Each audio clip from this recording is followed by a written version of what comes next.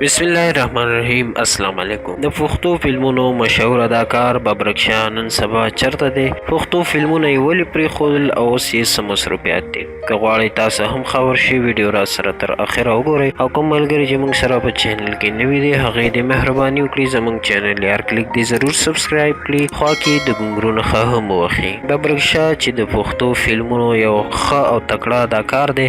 ببرک شاه د مشهور اداکار طارق شاه زوی دی. هغه د خپل فن آغاز د اردو ډرامو فلمونو نه کړی و چې بطور ماشوم اداکار به راتلو. وخت تېرېدو سره د زلمیتوب په پوړۍ وختو او فلمي دنیا کې ترېنه یو ښه اکټر جوړ شو. خو ببرک شاه ډېره موده وشوه د سکرین نه غیب دی. آیا هغه فلمونه پرېښودل یا څه بله وجه ده؟ ویډیو را سره تر اخره وګورئ چې د ټول حقیقت نه خبر شئ. ببرک شاه په یو انټرویو کې ویلي چې د اردو ټي وي چینل ایروای زندګي نه ریکارډ شوی هغه پکې د خپل ژوند حقیقت ښکاره کړی.